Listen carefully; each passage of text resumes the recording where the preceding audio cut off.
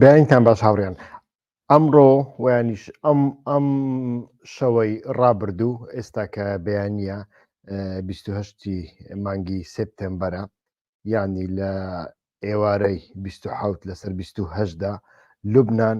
جەهەنەمێکی نوێی بەخۆوە بینی یعنی ئەتوانین بڵێن زیاتر لە 30 تاوەکو 50 هێڕشی ئاسمانی کرانەوە سەر بەیروت و لە هەمووی گرنگتر جگە لە ئەو شوێنانەی کە ئیسرائیل پێی وایە ئەمانە کۆگای حەشاردانی چەکە قورسەکانی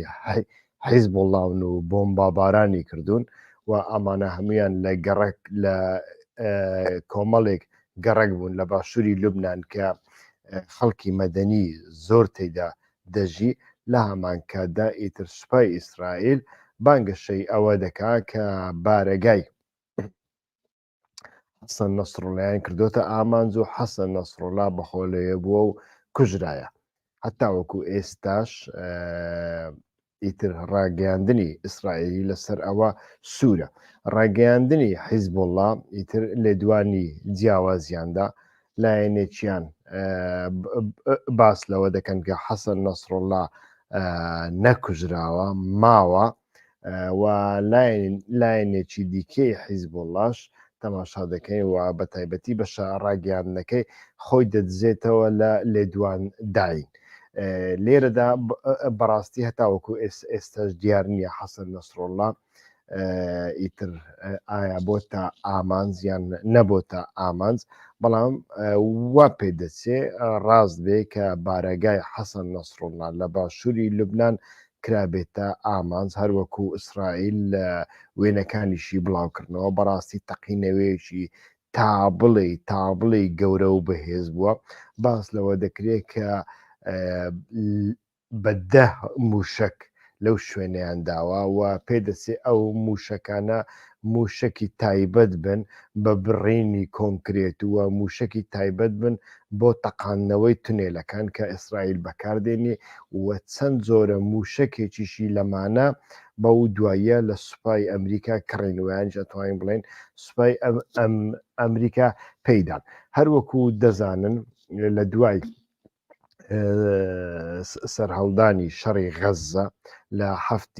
ئۆکتۆبەری ساڵی ڕابردوودا ئیتر لەو کاتەوە تاوەکو ئێستا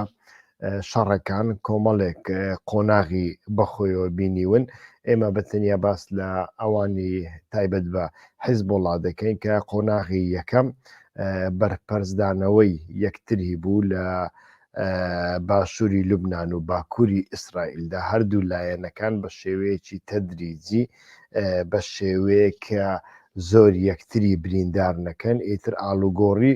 موشک و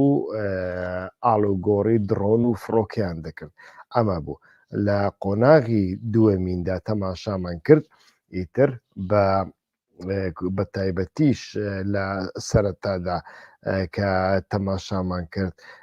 ساڵح عەڕووری لە لوبناان کرایە ئامانج دوای ئەوە ئیتر فواد شکر و دوای ئەوەش ئیبراهیم قەیسی و ئیبراهیم عەقیل کرانە ئامانج و هەر لەگەڵ ئەمەدا تەماشامان کرد ئیتر تەقاندنەوەی پەیجەری ویانیش بێتێلەکانی حیزبوڵڵا دەستی پێکرد کە دەیکردە 5,000 پەیجەر و بێتێل ئەمانە تەقینەوە و ئەمە زەبرێکی زۆر کوشندە بوو لە کادرەکانی ناوەڕاستی حیزبوڵڵایدا بە تایبەتی کادرە مەیدانیەکان ئەوانەی لە مەیداندا ئامادەن و ئەمانە و ئیتر کوشتنی سەرکردەکانی وەکو ناوم هینان فواد شکر ساڵح عەڕووری ئیبراهیم قەبیسی و ئیبراهیم عەقیل ئەمە نیشانی داین ئەگەر سەرۆکی ویانی سکرتێری حیزبوڵڵا حەسەن نەسڕڵاشی بخینە سەر ئەمە ئەتوانین بڵێن ئەمە قۆناغی سێمینە دەستی پێکردووە واتە لە ناوەی لوبناان ئیتر هێڕشێکی زۆر کوشندا هەموو ئەو شوێنانەی کە ئیسرائیل تۆزێک گومانی هەیە کە چەکی تێدانا ئەمانە کرانە ئامانج و ئەگەر بێت و کوشتنی حیزب الله سکرتێری حیزب الله واتە حەسەن نەسڕڵڵا ڕازبێ ئەوە دەبێتە دووەمین ڕێبەر ویانی سکرتێری حیزبەکە لە دوای عەباس ئەلموسەوی واتە سکرتێری پێشووتری پێش حەسەن نەسڕڵڵا ئەوە دەبێتە دووەمین سکرتێر کە بە دەستی ئیسرائیلیەکاندا ئیتر تێرۆر دەکرێت. لێرەدا ئیتر ئەمەی گرنگە ئایا ئەمە ڕاستە یان ڕاست نییە نەسڕڵڵا بەڕاستیش لەو هێرشەدا پێکراوە یان پێ نەکراوە لە ژیاندا ماوە یان نەماوە بێگومان ئەمە مەسلەیەکی چارە نووسازە مەسلەی شەڕەکان یەکلایی دەکاتەوە. من لە بەرنامەی دوێنێمدا باسم لەوە کردبوو کە ئیتر ئەگەر تەماشای لێدوانی ئێران لێدوانەکانی ئێران بکەین مەبەستمان مەسعود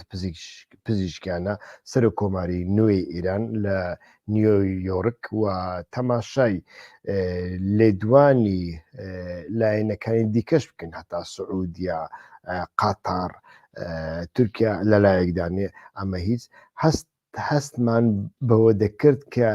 ئالوگۆڕیەک هێشتێک هەیە لە ئارادا ئەو ئالوگۆڕیەوەشەوە وەکو لە قسەکانی مەسعود پزیشکیاندا بەدیمان کرد یعنی ئێمە ئاشتیمان دەوێ ئەمریکیەکان دژمنمان نین بەڵکو برامانن و ئێران بە دوای ئاشتی و ئارامیەوەیە لە جیهاندا ئەگەر بێت و ئیسرائیلیش لە بۆ ئاشتی هەوڵ بدە ئێران ئامادەیە لەگەڵ ئەویش سازش بکە ئەمانە هەمویان بۆنی شتێکیان لێدێ. ئێمە لە بەرنامەی دوێنێدا بەو شێوێ باسی بابەتەکەمان کردووە ئارگومنتی ئەومان هێنایەوە کە ئەو پشگیریەی ساڵانی پێشتر بۆ نمونە 2006 و ئەوانە مەبەستمانە کە سووریا و ئێران لە حیزبوڵایان دەکرد ئێستاکە نییە زۆر کەمە لەوە گەڕێ نییە زۆر کەمە ئیتر ئیسرائیل لە سووریا لە کۆنسۆلۆسی ئێران ئەدا بەڵام تۆڵەکردنەوەی ئێرانمان بینی تۆڵە دەکاتەوە موشک دنێری بەڵام بەر لەوەی موشەکانی بنێری ئیتر هەموو دنیا بە تایبەتی ئەمریکا و ئیسرائیل و فەڕەنسا و بەریتانیا ئاگدار دەکاتەوە لە فلان سەعاتدا موشەکان دەنێری و هیچ موشکێک ناپێکی و دوای ئەوە تەماشامان کرد ئەمجارە ئیسماعیل هەنیە لە میوانخانەی سوپای قودوسدا دەکوژرێتن ئێران دیسا بەرپەس ناداتەوە و دوای ئەوەش تەماشامان کرد کە بەهاتنی مەسعود پزیشکیان و بە تایبەتیش بە بەشداریکردنی لە کۆبوونەوەی نەتەوەی یەکگرتووەکان 3 ڕۆژ 4 ڕۆژ پێش ئێستادا ئەو لێدوانەی لێمان بینی ئیتر ئەمە هەمویان گوتمان نیشانەی قۆناغێکی نوێیە ئەویش ئەو قۆناغە نوێیە بریتە لەوەی کە ئیتر ئەوەی تاوەکو ئێستا ئێران بەدەستی هێنا لە ڕێگای هێزە پرۆکسیەکانی حیزبوڵڵاش لەناودا ئیتر بەدەستی هێنا لەمە دووە ئێران دەبێ شتی دیکە بەدەست بێنێ سەبارەت بە ئەمریکاش بە هەمان شێوە ئەمریکا بەردەوامە سوورە لەسەر ئەوەی درێژە بەو شەڕی ئۆکرانیا بدا ئێران هەم لە بۆ رووسیا زۆر گرنگە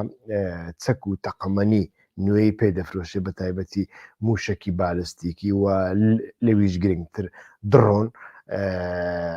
ئیتر لە بۆ ئەوەش پێویستە مامەڵەیەکی دیکە لەگەڵ ئێران بکرێ لە هەمان کاتدا ئێرانیش بەخۆ ئیتر ناچارە لە بواری ئابووریدا لە بواری دیپلۆماسیدا لە بواری تەکنۆلۆژیدا بەڕاستی ناتوانێت هەنگاوێکی نوێ بنێ پێویستی بە پاشەکشەیەکە لەوەی کە 40 ساڵە دەیکە مەبەستمان لە بەکارهێنانی هێزە پرۆکسیەکانە ئایا ئێران واز لەوە دێنی واز لەوە ناهێنی ئایا ئەمە تەکتیکیان استراتیژیا بە تایبەتی مەبەستمە قسەکانی مەسعود پزیشکیانە ئەمە لە ئایندەدا دەبین بەڵام ئەوە لێرەدا کۆی ئەمانە منتیقێکمان بۆ دروستەکە کە ئێران بە دوای سازشێکدا دەگەڕێ و هاتنی مەسعود پزیشکیانیش هەر بۆ ئەو مەبەستەیە لێرەدا ئێمە ئەو گریمانەیەمان کرد کە ئەگەر هاتوو لە هەڵبژاردنەکاندا کامێرا هاڕز بەسەر دۆناڵد ترامپدا سەرکەوت ئەوە ڕنگ بێ لە دوای هەڵبژاردن دەرگایەکی نوێی گفتوگۆ لە نێوان ئێران و ئەمریکادا بکرێنەوە و لەناو ئەو دەرگایەدا بەتەنیا ئارامی و ئاسایش نییە بەڵکو ڕنگ بێ پاکەتێکی نوێی وزە هەبێ پاکەتێکی نوێی کردنەوەی کۆریدۆری ئابووری هەبێ دەواازەی ئابووری هەبێ لە بۆچێ لەبەر ئەوەی وەکو باسمان کرد ئەمریکا سوورە لەسەر ئەوەی ماوەیەکی تر درێژە بە شەڕی ئۆکرانیا بدا و ماوەیەکی دیکە تاوەکو رووسیا بە تەواوەتی لە پەلوپۆ دەخا ئەو ئابلۆقیانێ لەسەر سووریا لەسەر رووسیا هەیە بەردەوامی پێ بکە بەڵام ئەمە کێشە لە بۆ خودی ئەمریکا دروستەکە کێشە لە بۆ ئەوروپا دروستەکە ئەو گرانیەی کە ئێستاکە هاتۆتە ئەوروپا ئەمە بمانەوە نەمانەوەی زیانی لە بۆ ئەمریکا دەبێت پێویستی بە چارەسەریەکە لە بواری وزە و ڕنگ بێ ئێران بکاتە ئەلتەرناتیفی ئەوە بە هەمان شێوە ئێران لە رووسیا و لە چین دوور بخاتەوە ئەمە گریمانەیەکمان بوو بەڵام ئەمەیان بە تەنیا بەس نییە ئەمە ڕنگ بێ پیلارێکی جۆ بایدن و دیموکراتەکان بێ پیلانێکی گشتی ئەمریکا بێ بەڵام لە هەمان کاتدا ئێمە تەماشا دەکەین بنیامین نەتەنیاهوەیەکمان هەیە کە ئەجەنداکانی ئەجەندای شەخصین ئەجەندای گروپێکن بۆ ئەوەی لە سەردەسەڵاتدا بمێننەوە و ئەمانش بۆ ئەوەی ئەجەندەکانی خۆیان بە تەواوەتی بەجێبێنن پێویستیان بە بەردەوامی شەڕە و ئەو هەوڵانەی کە نەتەنیاهۆ دەیدا و ئێران جوابی ناتە هەموو پەیوەندی بۆەوە هەیە ڕژێمی نەتەنیاهۆ دەیەوێت شەڕەکە بکاتە شەڕێکی هەرێمی لە کاتێکدا کە دەرفەتە سوپای ئەمریکا لە ڕۆژهەڵاتی ناوەڕاستدا کەشتی شەڕەکانی لە هورمز و لە دەریای سپی ناوەڕاست و دەریای سوور ئامادەن و لە هەمان کاتدا هەڵبژاردنێک لە پێش ئەمریکادا هەیە و لە کاتی هەڵبژاردندا هەموو لایەنەکان ناچارن حساسیەتی و هەستیاری لۆبی زایۆنیستی ڕەچاو بکەنەوە لەو کاتەدا ڕنگ بێ نەتەنیاهۆ بیهەوێت لە جیاتی ئەوەی کە کێشەکان بە شێوەیەکی استراتیژی لەگەڵ ئێراندا چارەسەر بن بە دوای ئەوەدا بگەڕێ کە ئێران بخاتە ناو تەڵەیەک بۆ ئەوەی شەڕەکەی لەگەڵدا ئەنجام بدا و ئێرانیش نایهەوێ بکەوێتە ناو ئەو تەڵەیە بە هەر شێوەیەک بێ دەیەوێ ئەگەر ئاعتیباریشی لەناوچوو بێ دەیەوێ پەرە بە سەبری استراتیژی خۆی بدات و نەکەوێتە ناو ئەو تەڵەیە بەڵام ئەگەر بێت و کوشتنی حەسەن نەسڕوڵڵا ڕاست بێ بەڕاستی ئەمە وا پێدەچێت ئەو گریمانەیە ئەو سیناریۆی کە ئێمە باسی دەکەین ئەمریکەکان و ئێرانیەکان هەیەە و لە کۆبوونەوەکانی نیویۆرکدا بینیمان لە قسەکانی مەسعود پزیشکیاندا بینیمان ئەمە ڕنگ بێ ئیتر ڕیسەکە لە ئەمریکا و لە ئێران بکاتە خوری و ئێران ناچار بکە هەڵوێستێک نیشان بدا چونکە ڕاستە ئێران وەکو جاران پێویستی بەو هێزە پرۆکسیانە نامێنێ و ناشتوانێ هەتاوەکو دوایی بەردەوام ببێ و ئەوەی پێویستی بۆ هەتاوەکو ئێستا بەجێگیان لە ڕێگەی هێزە پرۆکسیەکاندا سعودیای ناچاری سازش کرد لە ڕێگەی هێزە پرۆکسیەکاندا ئیماراتی ناساری سازش کرد لە ڕێگەی هێزە پرۆکسیەکان و ئەو شەڕێکە تووشی ئیسرائیلی کرد ڕاستە زیانێکی زۆر زۆر گەورە بە فەڵەستین و بە خەڵکی فەڵەستین کەت بە لوبنان و بە غەزە کەوت بەڵام لە هەمان کاتدا ئێران توانی ئامانجێک بپێکێنی ئەو ئامانجەش ئەو لە ئینسان مرۆڤ ئەتوانێت لە دوو تەوەرەدا بیدۆزێتەوە یعنی ئیسرائیل ئەو وڵاتە نییە کە بانگەشەی دەکرد خوای سەرجیهان نیە خوای ڕۆژهەڵاتی ناوەڕاست نییە کە کەس ناتوانێت خونی بکەوێت کەس ناتوانێت دیوارەکانی بشکێنێ لەبەر ئەوەی هێزی بەرگری ئاسمانی ئایڕندۆ و شتی وای هەیە ئیتر ئەمانە هەر هەمویان ئیسپات کراین ئەو هێزەنین حەماستوانی لە 7 ئۆکتۆبەر دیوارەکان بشکێنێ بەپەڕێتەوە لە ماوەی 2 سعاتدا 1200 کەس بکوژێ هەرچەندە ئەمانە زۆربەی زۆریان خەڵکی سڤیل بوون بە شێوەیەکی وحشیانە تیرۆریستیانە لە ناوبران بەڵام حماس توانی ئەمە بکە و لە هەمان کاتدا حیزب الله و حوسیەکان و حتا هەموو گروپەکانی دیکەی مەقاومە توانیان لە ڕێگەی موشەکەکانیان درۆنەکانیان حتا وەکو حیفا و تەل ئەڤیڤژی بسن لەوێش بدەن و ئەمەش نیشانیدا کە ئەو چەکەی ئیسرائیل پێی دەنازێ واتە ئایڕۆندۆم ئەمەشیان شتێک نییە کە هەتاوەکو دوایی پێی بنازێ. ئەوە خاڵی یەکەم. خاڵی دووەمین بەنسبەت ئێران کە گرنگە ئیسرائیل لە دوای هۆلۆکۆستدا لە دوای جەنگی جیهانی دووەمیندا ساز دەبێ ئیتر ئیسرائیل بەردەوام مەشروعیەتەکەی لە هۆلۆکۆست وەردەگرت و هیچ کەس بۆی نەبوو مەشروعیەت و ڕەوایەتی دەوڵەتی ئیسرائیل بخاتە ژێر پرسیارەوە. بەڵام دوای ئەوەی ئیسرائیل لە شەڕی غەزەدا جیاوازی نەکرد لە نێوان ژن و مناڵ و سەرباز و چەکدار و بێچەک جیاوازی نەکرد لە نێوان نەخۆشخانە و مەکتەب و کلێسا و مزگەوتدا ئیتر نزیکەی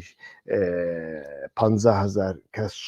60,000 کەسی کوشت زیاتر لە 150,000 کەسی بریندار کرد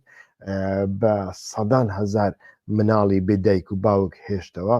ئیتر غەزەی لەگەڵ عارز تەخت کرد و ئەمە وای کرد مەشروعیەتی ئیسرائیل لە چاوی جیهاندا لە چاوی متتەفیقەکان و لایەنگرەکانیاندا حتا لە چاوی خەڵکی یەهودیدا وەک جاران نەمێنێ. لە بۆ هەندێ ئێران ئەتوانین بڵێن لەمەدا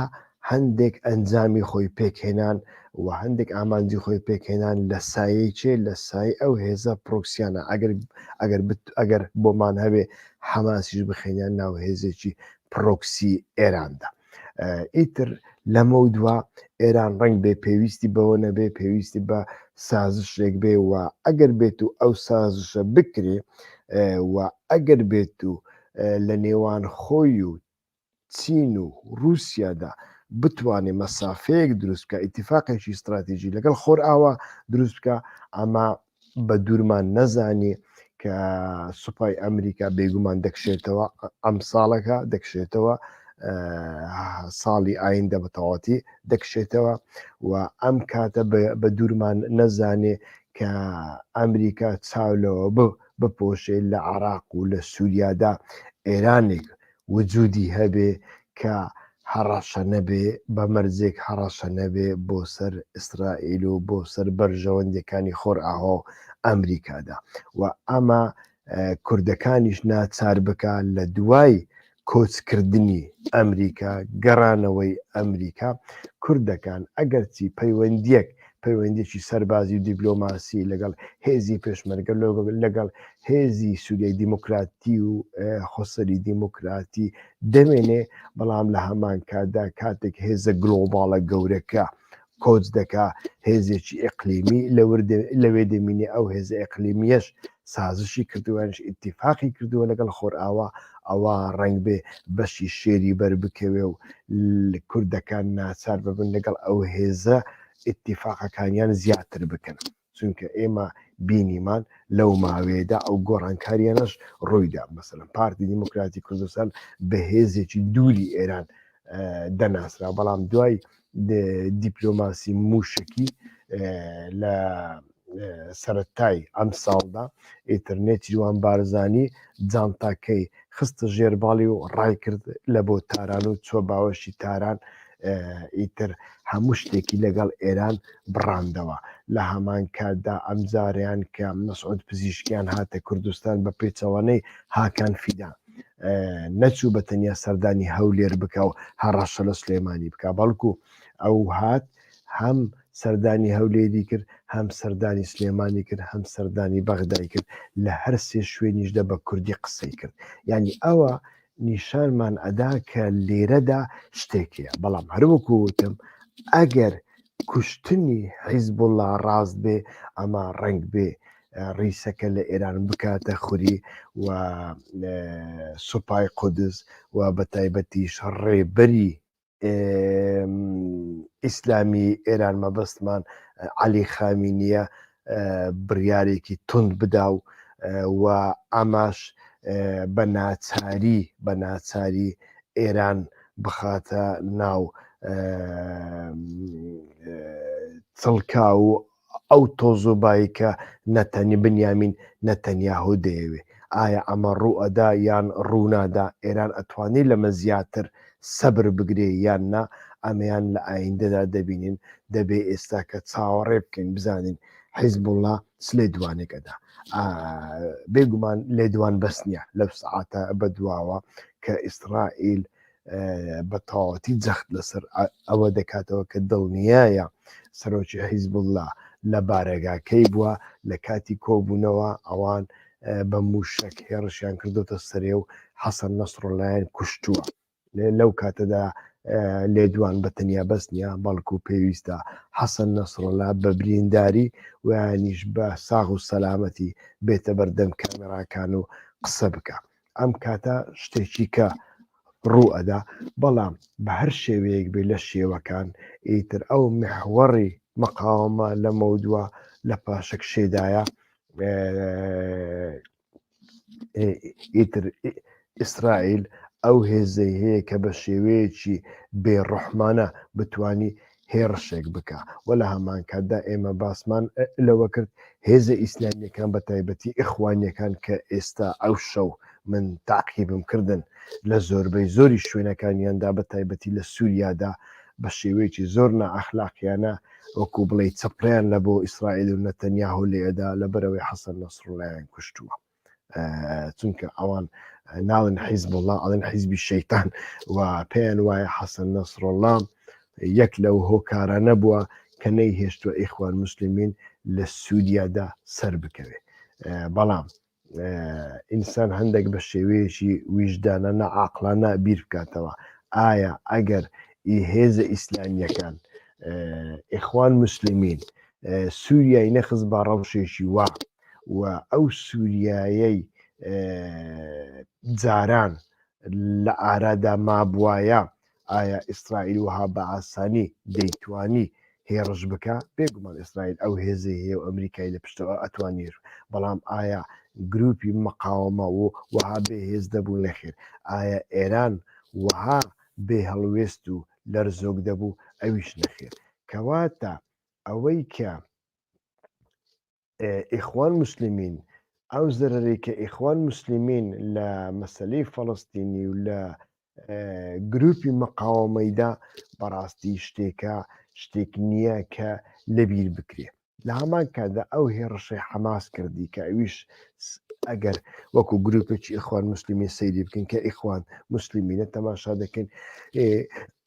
ئەو زیانەی کە ئەوان لە قەزیەی فەڵەستینیاندا لە پارچەکردنی بەرەی یەکگرتووی ڕزگاری نیشتیمانی فەڵەستینیەوە بگدا هەتا وەکو ئەو هێڕشەی کە کردیانە سەر ئیسرائیل کە هیچ سوودێکی نەبوو نە لە بۆ حەماس و نە لە بۆ بەرەی مەقاومەت و زیاتر سوودی هەبوو لە بۆ نەتەنیاهو کە خەریک بوو یەهودیەکان کورسەکەی بخەنە خوارەوە ئیتر ئەمە ڕنگ بێ وامان لێ بکاتن ئیتر شتێکی پێچەوانە ڕوو بدا ئەگەر بێت و حەسەن نەسڕڵڵا بکوژرێ و ڕنگ بێ ئەمجارە بەڕاستی ڕایگشتی ئیسرائیلی ئەمجارە چەپڵە لە بۆ نەتەنیاهو لێ بدا نەوەکو لە سەرکاریشی لا بدەن بە چاوەڕێ بکەین بزانین هەواڵی کوشتنی حەسەن نەسڕڵڵا تا چ ڕادەیەک ڕاستە یان تا چ ڕادەیەک درۆیە بەڵام ئەوەی گرنگە ئەگەر بێت و ڕاست بێ ئەمە بەڕاستی ئێران ئازار ئەدا و ڕنگ بێ شتێک بکە کە بە پێچەوانەی کۆبوونەوەکەی نەتەوە یەکگرتووەکانی بە پێچەوانەی قسەکانی مەسعود پزیشکیان بێ و ئەوە ڕنگ بێ مەسعود پزیشکیانژی بخاتە ناو کێشەیەکی قوڵترەوە چونکە وەکو باسمان کە ڕاستە ئێران پێویستی بە ئەو هێزە پرۆکسیانە نییە بەڵام ئەگەر ئێران بیهەوێ سازش بکە لەگەڵ ئەمریکا و وەکو جاران نەبێتە هەڕەشە بۆ سەر ئاسایشی نەتەوەی ئیسرائیل ئەمە ئێران پێی خۆشە بە شێوەیەکی تەدریجی کێشەی ئەو هێزە پرۆکسیانە چارەسەر بکە ویانیش لاوازیان بکە نەوەکو لە پڕەوە ئیسرائیل بێ حەسەن نەسڕڵڵا بکوژێ کە وەکو مرشیدێک وەکو کەسێکی ڕوحانی، وەکو کەسێکی کاریزماتیکی سەرۆکی بەرەی مەقاومەی جیهانی دەناسرێ و حەسەن نەسڕڵڵا و حیزبوڵڵا بەشێکە لە ویلایەتی فەقێ واتە بەشێکە لە کۆماری ئیسلامی ئێراندا. ئیتر دەبێ ئەمانە هەمویان وەکو خۆیان بخوێنەوە چاوەڕێ بکەین بزانین ئەو هەواڵە تا سڕادەیەک ڕاستە یان ڕاست نییە. زۆر زۆر سپاسدانەکەم کە تاوەکو ئێستا لەگەڵم دابوون. من ناچارم کۆتایی پێبێنم چونکە تۆزێک کارم هێو دەبێ بچمە دەرەوە هەر لە بۆ هەندێش ئەو بەیانیە کە هێشتا هیچ کەس لە خەواڵ نەستاوە ئەو بەرنمەیەم ئیتر پێشکەشکردن تا بەرنمەی ئایندا ڕێز و سڵاوم بۆ هەمووتان هەیە. هاوڕێیانی سۆرانی زمان گلە یەکیان هەیە لەسەر بەرنمەکانم کە ئەڵێن بۆ بەرنامە بە زاراوای کرمانجی ساز دەکەی. هاوڕێیان پێش هەموو شتێک من ئەوانەی کە تەماشای بەرنمەکانی من دەکەن زیاتر کەسانی کرمانجی زمانن، واتە خەڵکی کوردستانی تورکیا، خەڵکی کوردستانی سوودیان و ئەو کوردانی سوودیان و تورکیان لە دەرەوە. ئەمە ئەگەر باوەڕ ناکەن ئەتوانن بەراوردی ئەو بەرنامانە بکەن کە بە سۆرانی سازم کردوونەوە بووە بەراوردیان بکەن لەگەڵ ئەو بەرنامانەی کە بە کرمانجی سازم کردو. تەماشا دەکەی ئەو بەرنامانەی بە کرمانجی ساز کراون بینەری زیاترە. بۆیە ناچارم بەو شێوەیە بەردەوام بکەم. ئەگەر دەتانەوێ جار و بار بە سۆرانیش بەرنامە پێشکەش بکەم ئەوە بێگومان ئەکرێ، بەڵام ئێوەش دەبێ یارمەتیەک بدەن، یعنی ناکرێ ئێوەش بە تەنیا جوێ لە بەرنمەکان وەربگرن سوودی لێوەربگرن بەبێ ئەوەی تۆ پرسیارێک بکەی، بەبێ ئەوەی تۆ کۆمنتێک بنووسی، بەبێ ئەوەی لایکێک بکەی، بەبێ ئەوەی بە هاوڕێیەکت بە خزم و دۆستەکانت بڵێ ئەو کەناڵێکی باشە من سوودی لێوەردەگرن، تکایە ئێوەش ببن بە سوبسکرایب، تکایە تاقیبی بکەن و یانیش بەرنمەکان شەیر بکەی. یعنی ئەتۆ هیچ کارێک لەمانە نەکەی چاوەڕێت لە من بێ لە دوای ئیش و کاری ماڵەوە، لە دوای ئیش و کاری تایبەتی خۆم کە من ڕۆژانە 10 سەعاتم بە ئیش و کاری تایبەت دەڕوا و ماڵ و مناڵم هەیە وەکو هەر باوکێکی دیکە ئیلتیزاماتی ناوماڵەوەم هەیە. جا تۆ چاوەڕێت لەوە بێ من لە دوای بەرنامەی کرمانجی هەمان بەرنامەش بە سۆرانی ساز بکەم. زەحمەتە ئەگەر بێت و ئێوەش پشتگیری نەکەن. پشتگیریەکەش وەکو وتم ئەوەیە هەوڵ بدەن کەناڵەکانمان بە دۆست و بەلایەنگرانتان بناسێنن، یەک بە یەک لینکی کەناڵەکە لە بۆ دۆست و ڕەفیقەکانتان بنێرن و داوایان لێ بکەن ببن بە سوبسکرایب. ئەگەر بێت و ئەوە کرا ئەوە منیش ئەوە زیاتر من هاان ئەدا بۆ ئەوەی بەردەوام بم لەسەر بەرنامە بە هەردوو زارەوە. ئەگەر نابڕاستی وزەی من کاتی من بەشی ئەوە ناکە. زۆر زۆر سپاسدانەکەم تا بەرنامەی ئایندا کاتێکی خۆش.